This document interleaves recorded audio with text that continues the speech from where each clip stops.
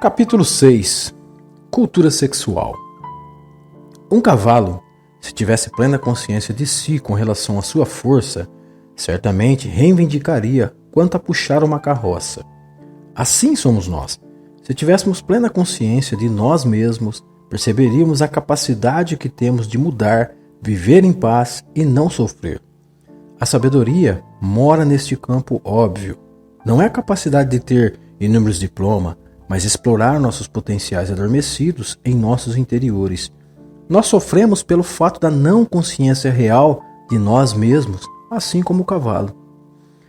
A criança nasce pura, saudável, integralmente natural. Essa foi uma das conclusões do filósofo Jean-Jacques Rousseau, século XVIII, um grande estudioso do comportamento humano na sua convivência em sociedade e as suas disposições para as políticas sociais. Autor da famosa frase, o homem nasce bom, mas é corrompido pela sociedade. Podemos atestar o conceito de Rousseau um século mais tarde com Sigmund Freud, fundador da psicanálise. Freud entendeu que o recém-nascido é pura energia, que o único foco desta energia é procurar pelo prazer. Basta que seja interrompido o seu prazer e ele esboça uma reação contrária à sua normalidade, que seria o choro. Ele nomeou esta pura energia como ID. Esta pura energia manifesta na matéria, na medida em que vai tomando consciência do espaço, o qual é inserido, desenvolve-se o que Freud nomeou de ego. É o ego quem vai determinar as negociações no meio em que se vive para que se usufrua essa procura pelo prazer que sempre impulsiona a vida na sua totalidade. Em outras palavras, o ego é o intelecto individual e interpretador dos eventos externos. O conflito já se é estabelecido na infância, pois o meio externo é quem vai tomar as decisões desse indivíduo acerca do seu prazer, modelos políticos, culturais, religiosos e etc. Podemos entender que começa a partir daí os conflitos tanto interno quanto externo. Nega-se o prazer que se procura e, como reação desse prazer que não lhe é proporcionado, torna-se uma resposta negativa, como angústia, choro, depressão, revolta, intolerância, etc. Podemos concluir a tese de Rousseau justamente na pureza da vida para o prazer, mas a corrosão social que delimita esse prazer. Com base na pureza, perceberemos que a criança, quando ainda não tem clareza da realidade social, cultural, religiosa e política, tudo é maravilhoso. Ela sorri, ela se fantasia, ela chora, faz birras, não guarda mágoa, enxerga no sol, na lua, nas estrelas, na chuva, nos pássaros, nas vaquinhas, nos cachorrinhos, nos leões, nos alimentos, as mais infindáveis histórias imaginárias extraídas de suas próprias mentes, entre o interagir com o meio externo, ainda não tendo consciência do seu mecanismo, processar em sua mente natural, instintiva e externar. À medida que começam a interagir através da comunicação, passam a externar suas imagens mentais através das perguntas e conseguimos perceber o quanto isso é verossímil, simplesmente pela quantidade de perguntas fantasiosas que levam qualquer adulto, criança que tomou clareza dessa realidade, a adentrar no mundo do maravilhoso. Não existe maldade alguma no olhar, no imaginar, no expressar, nas palavras titubeantes de uma criança. À medida que elas vão tomando clareza da realidade arquetípica que modelam o homem, suas fantasias vão se esvaindo, isto é, apagadas de suas memórias primárias, naturalmente puras, e suas imagens mentais vão tomando formas obsoletas. Elas aprendem os seus espaços familiares e culturais demasiadamente neuróticas que as ensinarão através do próprio comportamento, suas melhores técnicas baseadas nas cognições corrosivas de mundo. Aquela criança natural, genuinamente sem maldade alguma, integralmente instintiva, acaba por desenvolver as mais horrendas formas de viver, de cultuar, de se expressar como ser. Elas nem bem vêm ao mundo, e alguém vestido de suntuosas roupas, anéis iluminados em seus dedos, líderes, senhores das verdades, proclamando em alto e em bom tom de que não se pode fazer isso ou aquilo, que o bicho-papão, a barata, o escuro, o diabo, o vampiro, a bruxa, o pecado vão lhes consumir caso façam tal ou tal coisa. As crianças aprenderão com os exemplos dos adultos e não com as fantasias que eles proferem na intenção de trancafiar aquela criança natural que vê na vida o prazer de viver, que encontra motivos para sorrir nas coisas mais simples possíveis. Podemos atestar esse conceito observando os pais quando brincam com seus filhos e os fazem sorrir pelos gestos dos mais insignificantes possíveis, como uma simples careta, por exemplo. Todos nós já nos deparamos com um bebê dotado de uma bela gargalhada contagiando todo o ambiente e arrancando os sorrisos dos adultos. São fatos que deixam claro que a pulsação natural é predisposta para o amor, o prazer do existir e interagir no meio. O sorriso é contagiante. Quando adulto, possui todas essas qualidades, porém, elas na maioria das vezes são atropeladas pelo arquétipo social, político, cultural e religioso. É como um crime apresentarmos às nossas crianças modelos fantasiosos de deuses e induzi-los a abraçarem paradigmas fundamentados em alicerces abstratos, que na grande realidade acaba por não fazer sentido algum, nem ao adulto, muito menos às crianças. Perceberemos que não existe um modelo intrínseco social. O homem se modela ao meio em que vive e a conservação deste meio por meio do atavismo e conservadorismo é que faz de nosso mundo, infelizmente, estacionário. Reich, após décadas de profundos estudos sobre o comportamento humano com relação à higiene sexual ou econômico-sexual, forma o qual tratava essas questões, fundamentou com pesquisas criteriosas através de análises clínicas com pacientes aos quais eram por ele tratados, que a repressão sexual leva o ser humano aos ataques neuróticos e inumanos, ações irracionais, exteriorizações de fantasias bizarras oriunda de um inconsciente reprimido por desejos naturais afogados pelo homem artificial, percepção do mundo com base no medo. A cultura sexual, embasada em valores antagônicos ao natural, leva o indivíduo ao vazio existencial nunca preenchido, cria uma solidão interior. O indivíduo passa a não mais amar naturalmente, e sim de forma possessiva, irracional, improdutiva para a sociedade, insatisfeita, desenvolve uma tendência odiosa, vive mascarado, desenvolve uma couraça resistível ao tempo e ao progresso. O sexo se torna um tremendo tabu, sentimentos de culpa desestruturam sua psique, constrói em seu império silencioso interior um medo de ser realmente feliz e expressar-se como ser. Observaremos nesse capítulo que o comportamento sexual humano não é uma regra imutável, natural. Ele é relativo a culturas diversas.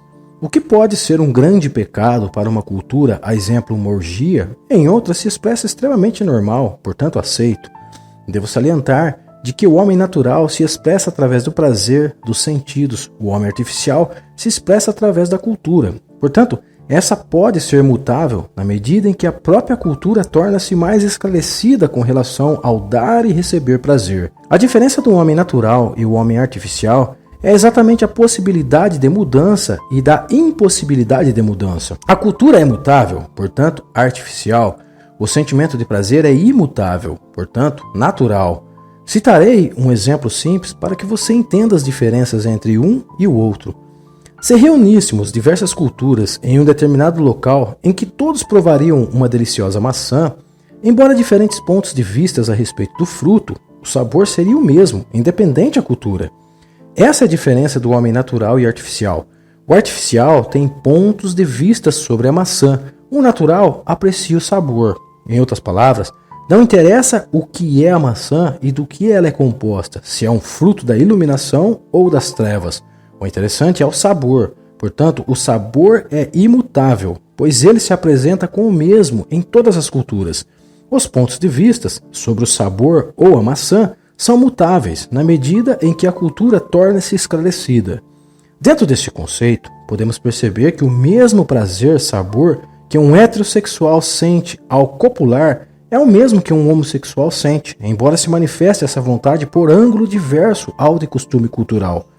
O mínimo que o indivíduo retenha seu ego e tenha uma percepção mais universalista sobre o mundo, ele percebe esse óbvio. A repressão sexual se concretiza no cerne de uma cultura pelo simples fato de que se cultua um homem artificial moldado pelos arquétipos e não o natural.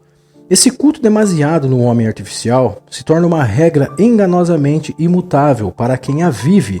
Nasce a conservação desta regra e é transmitida de geração em geração. Basta que pessoas saiam fora dessas regras e se tornam ridicularizadas, desprezíveis e condenadas pelos seus atos.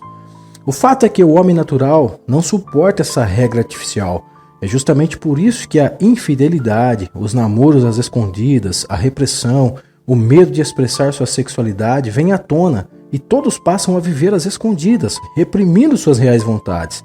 É óbvio que isso irá se transformar em neurose, em intolerância, doenças psicossomáticas, falta de prazer na vida, ansiedades, depressão, etc. Em outros casos, essa bomba se torna ao contrário. Por exemplo, ela pode se apresentar como uma tremenda necessidade de exibição para o sexo oposto, essa que se dá pela ostentação. No homem, uma compulsão terrível em provar a sua virilidade. Na mulher, a insatisfação sexual. Um pai rigoroso proíbe a sua filha de um namoro precoce ou demonstra severa punição caso essa perca a virgindade. Deprime os impulsos naturais em sua filha.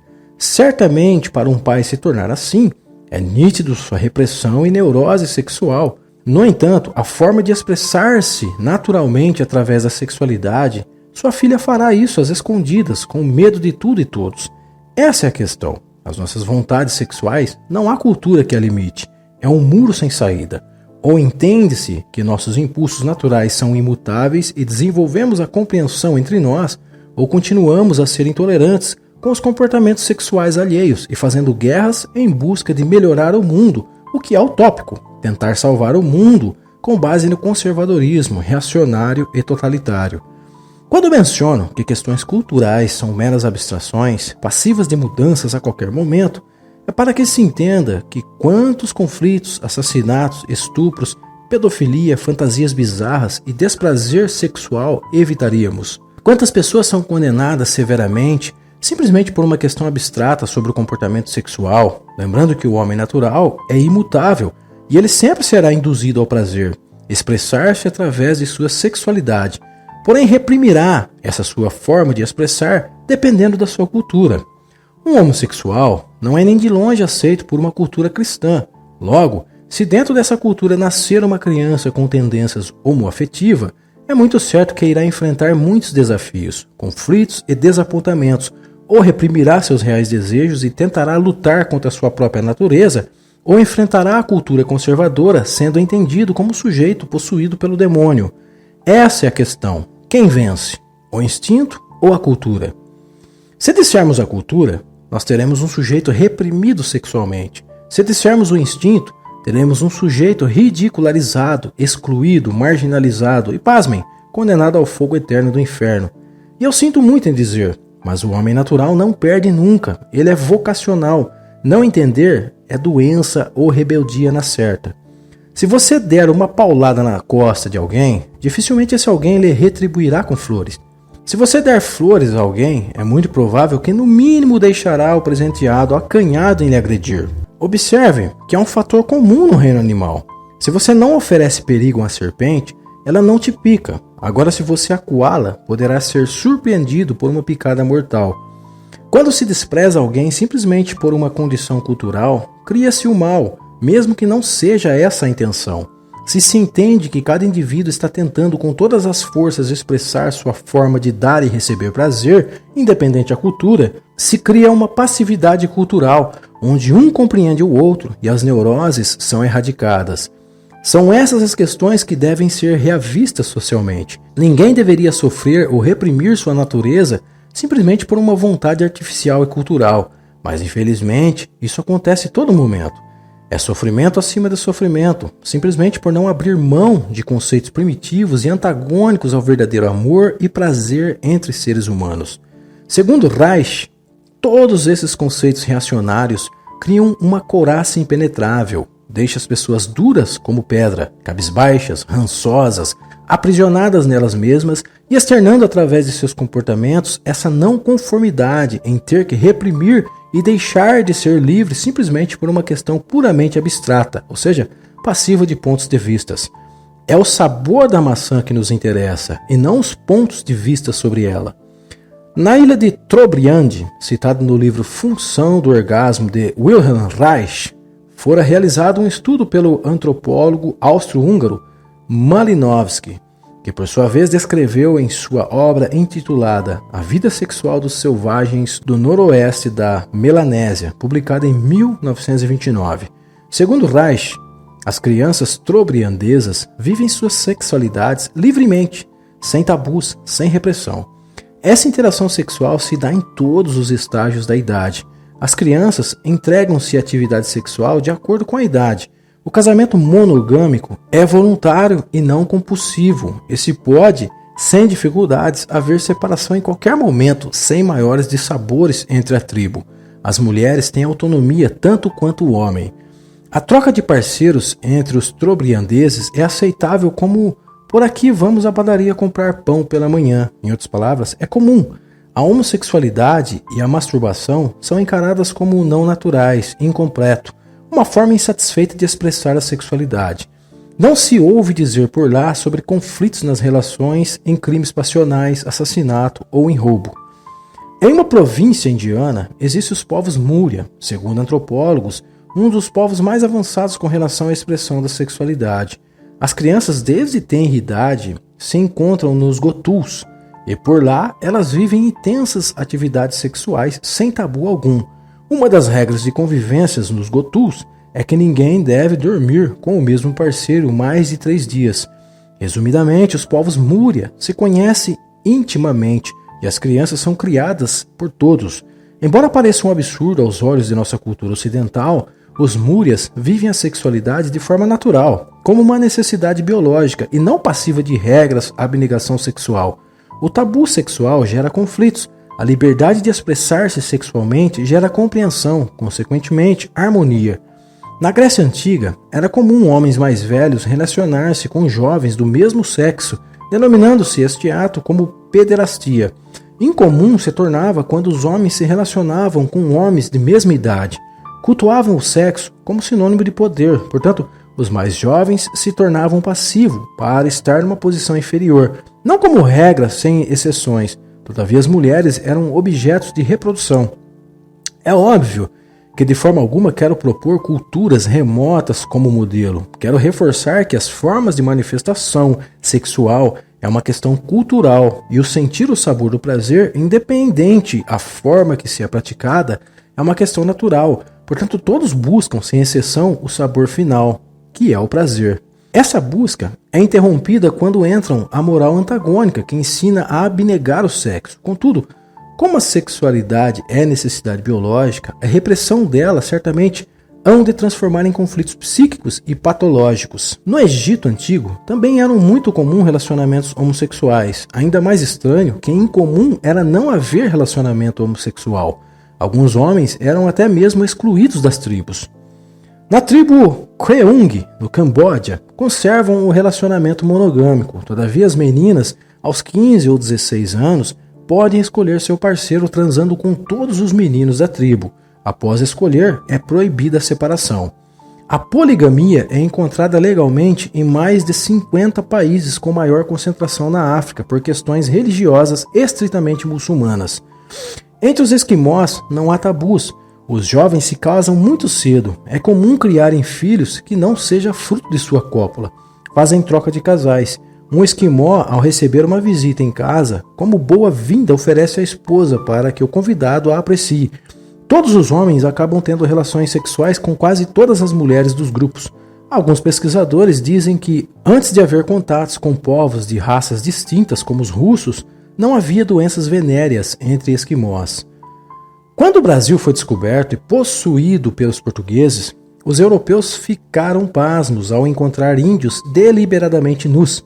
Vejamos nas palavras de Jean de Lery, escritor e missionário francês do século XVI, a descrição dos índios.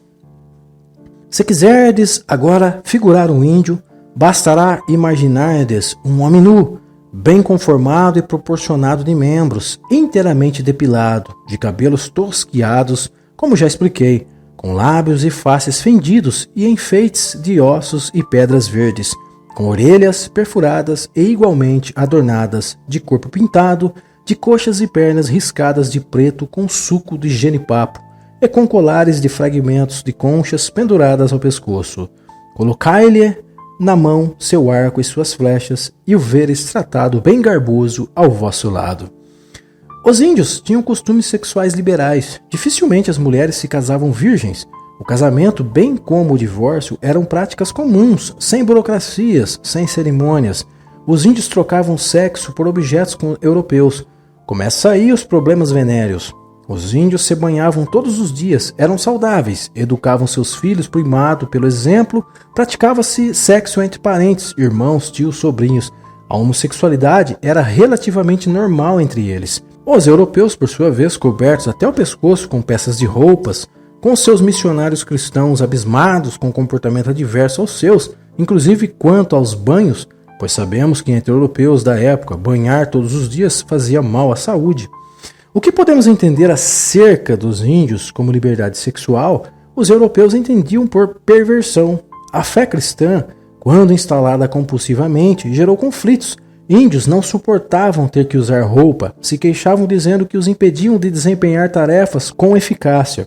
O homem natural começa a ser afetado pelo artificial, que vê em tudo aquilo um tremendo pecado e abominação contra o divino, razão pelo qual agora os europeus se sentem como missionários instituídos pelos deuses com foco libertar os silvícolas daquela condição. A partir daí, instala-se uma cultura coercitiva, usa-se a força portuguesa para que a missão seja cumprida, promove-se a cultura do medo tanto ao físico quanto ao espiritual, e com isso, índios morrem deliberadamente, assassinados e por doenças. Estima-se que foram milhões deles mortos. Com a chegada dos jesuítas, chegou o divino, e me parece que com ele a morte, a doença, a repressão, um choque cultural, onde o dominante, que seria o europeu, se viu em razão e que suas fés cristãs eram genuinamente naturais, e os dominados, índios, eram abomináveis às condições naturais, precisavam urgentemente de uma conversão em face de suas luxúrias, selvageria e perversões sexuais. Não vem ao caso discutirmos história no livro, não é esse o foco. Todavia, são reflexões como essa que nos levam a deixar uma pergunta que cabe a você responder a você mesmo. Quem realmente eram os neuróticos? Quem realmente vivia um mundo abstrato? Quem realmente estava numa condição contrária ao divino? De maneira alguma, prego a volta das origens silvícolas, porém, é ideal uma reflexão sobre o nosso estado natural de ser humano, voltado aos verdadeiros prazeres, ligado ao que é real, e libertar-se dos conceitos abstratos que regem a vida da maioria dos ocidentais. Inconscientemente, com palavras e conceitos aperfeiçoados, vivemos essa máscara da moral religiosa, regendo os relacionamentos amorosos. Esse mesmo idealismo implantado aos índios é oferecido o tempo todo nos meios sociais como meio de libertação e aperfeiçoamento moral. No entanto, lamentavelmente, ao aderir a essa cultura, a repressão sexual perpetua em nosso meio sem pedir licença para entrar. Outrora, era tudo muito a grosso modo, era imposto. Hoje é muito bem fino e, educadamente, ela tira a liberdade dos indivíduos e tudo é encarado numa boa, como sendo uma visão e uma vivência instituída por deuses. Aderindo a uma condição abstrata, o homem deixa de viver o que é verdadeiro e passa a ambicionar aquilo que lhes propõe no além-túmulo. Eu tenho a mais absoluta certeza que o engenheiro de tudo isso aqui nos fez para viver e usufruir tudo isso aqui. Não acredito que, sendo infinitamente mais racional que o homem, colocou o homem aqui para sofrer e abnegar a si mesmo, reprimir os seus anseios para um prazer maior do porvir. Ainda assim, em todo caso, você percebe que o homem se abnega por algo abstrato, na esperança de lá no porvir ser imbuído pelo prazer. Se alguém dissesse que no além era desprovido de prazer, é óbvio que ninguém se abnegaria. Logo, a busca pelo prazer é inerente à vida. E por que é então que não se vive ele aqui e agora? É a busca constante do prazer que somos impelidos. Reprimir esse prazer, ele se torna ódio e tem-se como resultado conflitos. Atender aos instintos de forma racional torna-se harmonia, disposição, satisfação, equilíbrio, disposição à boa conduta social, saciedade, prazer em viver, servir e ser servido. Para finalizar o capítulo, convido-o a refletir sobre a sociedade contemporânea. Com o crescimento populacional exponencialmente, tomemos ciência diariamente através de vídeos, comentários entre amigos, vizinhos, nas disputas políticas, conselheiros religiosos e etc. Queixas acerca de uma libertinagem sexual na adolescência, que tem como resultados desses bacanais, de como não era de se esperar outro, que é óbvio, a gravidez precoce. Também há muitas queixas de uma ociosidade adolescente. Vamos refletir por um outro ângulo, talvez um ângulo que muitos não têm consciência. Por que isso ocorre? O que leva os adolescentes a procurarem por sexo precocemente? Será que falar aos ventos ou procurar conselhos religiosos resolve o problema? Se é bom, se é ruim, o fato é que acontece. Mesmo que a sociedade conservadora se ponha contra e vê em tudo isso uma promiscuidade sem tamanho. Poderia não acontecer, como preconiza a teoria conservacionista, mas acontece. Como combater? Não há como combater. A melhor forma é penetrar na realidade que temos por essência e entender de vez por todas que essa é a nossa natureza. E é por isso que adolescentes procuram por sexo precocemente. Se é que pode-se dizer precocemente, pois esse se torna abstrato e até mesmo contrário à própria natureza das coisas. Ora, se fosse precoce por natureza, o óbvio seria adolescentes não procurarem por sexo. A rebeldia da nova geração denuncia uma não aceitação no modelo conservador, e a nova geração talvez não aceite pitacos de conservadores que faltam-lhes higiene mental, contaminados por tantos podes e não podes com relação ao viver ao prazer. Contudo, com o liberalismo sexual, os adolescentes penetram no mundo do prazer sem estrutura psíquica alguma. Temos como resultado gravidez precoce, taxa de natalidade sem a mínima estrutura, doenças venéreas, crimes passionais, namoros escondidas, abandono de lar, pois há de convir que ainda é um tremendo tabu lidar com questões sexuais nos lares brasileiros. Geralmente a forma de perceber esse mundo de prazer é grotesca, promíscua, pecaminosa. Friso aqui, embora o olhar das famílias conservadoras sejam nessas perspectivas, os adolescentes não deixam de viver seus prazeres. Na maioria, é óbvio, fazem no mais absoluto sigilo. Uma família que fala abertamente sobre sexo em sua casa elucida seus filhos sobre viver o prazer de forma consciente. Dificilmente terão seus filhos saindo às escondidas e de namoricos pelos cantos das paredes com terrível medo de ser flagranteado pelos pais. Você proíbe e você terá filhos que escondem segredos. Você demonstra lucidez quanto ao prazer, você tem filhos abertos ao diálogo e muito mais propensos a viver o prazer com os pés no chão. Há quem eu diga que muitas famílias perturbam os filhos até mesmo na prática da masturbação. E isso, quer a favor ou quer contra, é inevitável. Os adolescentes, principalmente homens, irão se masturbar. Uma criança investigando seus órgãos sexuais é quase que um crime. Isso é ridículo, vexatório, principalmente se tiver visitas em casa. Se um filho ou filha pegar o pai ou a mãe nus, chega a ser dramático. Que diria um índiozinho ou índiozinha vendo a nudez de seus pais? Provavelmente nada, pois nada de anormal existe na nudez. Percebam que a neurose é enraizada nos lares e não no mundão. O mundão, por sua vez, é o palco das manifestações dessas neuroses, que, como já citamos, são das mais terríveis possíveis. Parece um absurdo relatar nossa realidade vigente com relação à sexualidade. Um casal de amantes, para se encontrarem em um motel, tem um imenso pavor de serem pegos por alguém que os conhecem e caírem na ridicularização das massas. Esses absurdos são comumente expressos em redes sociais, onde os contemplados flagrados em troca de carícias são expostos como os verdadeiros criminosos e, é muito provável, carregarão essas chagas por longos tempos. Alguns chegam a mudar radicalmente seus propósitos de vida. Não é preciso nem dizer que as mulheres nessa questão se encontram numa vulnerabilidade sem precedentes. A melhor maneira de encarar a nossa real natureza é criarmos uma cultura lúcida. Fundir o homem natural ao artificial. O natural vive o prazer, o artificial desenvolve clareza e luta para transformar os ideais em substanciais, tangíveis e alcançáveis a todos os níveis sociais no que concerne a viver esse prazer que impele todos, sem exceção. Uma mãe admite os filhos assistirem filmes violentos ou assistir telejornais que em nada acrescentam na vida de alguém, mas não suporta a situação de surpreender um filho assistindo a um filme pornô. Qual é a diferença? Estou para dizer que um filme pornô tem muito mais chances de salvar as pessoas das neuroses do que os filmes e telejornais que induzem o ódio e a violência o tempo todo. Indubitavelmente, não é o liberalismo sexual que causa neurose e condições bizarras de sobrevivência. É justamente a repressão e a abnegação que causam uma revolta psíquica. Os resultados são nítidos. Basta refletir sobre a realidade atual e a procura desenfreada por sexo na adolescência. Não é questão do meu ponto de vista, é a realidade nua e crua como ela é, sem máscaras. Os sites pornográficos sempre lideram entre os sites mais acessados do mundo. Isso prova que não devo estar equivocado. Devemos investir sem tabu no melhor esclarecimento sexual, entender a nossa natureza e encará-la de frente, educando-a sem repressão. A natureza está aí, todavia devemos ser senhores dela, usá-la ao nosso favor. O primeiro passo é, sem dúvidas, aprender a remar na maré e não contra ela. O prazer consciente é usar a natureza ao nosso favor. A repressão do prazer é remar contra a maré.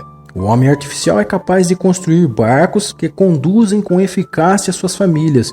O homem natural é capaz de usufruir inteligentemente o seu prazer dentro deste barco e deixar que a maré carregue o barco sem esforço algum. As tribos primitivas vivem a liberdade sexual. Todavia, ainda faltam-lhes clareza de ideias com relação ao construir barcos para usufruir de seus prazeres. O homem moderno é capaz de construir luxuosos barcos, todavia não é capaz de viver sua liberdade sexual. Usar a natureza ao nosso favor é justamente isso.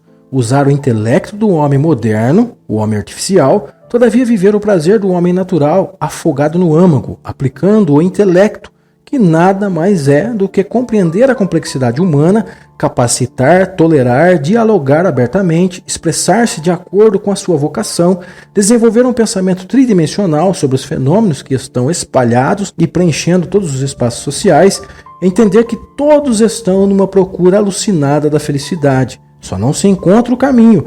E como encontrar se não encarar a nossa natureza e dar uma certa estrutura psíquica para ela? Fugindo dela, não existem chances de melhoras. Encarando-a, já é um grande sinal de boas sementes a começarmos a semear.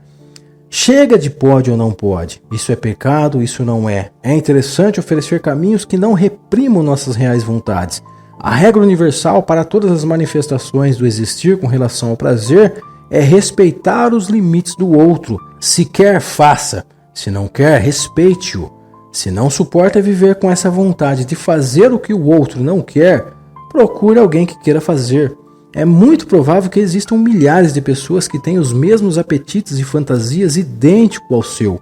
O grande problema pode-se achar que a fantasia só é realizável se for com a pessoa ao qual se relaciona.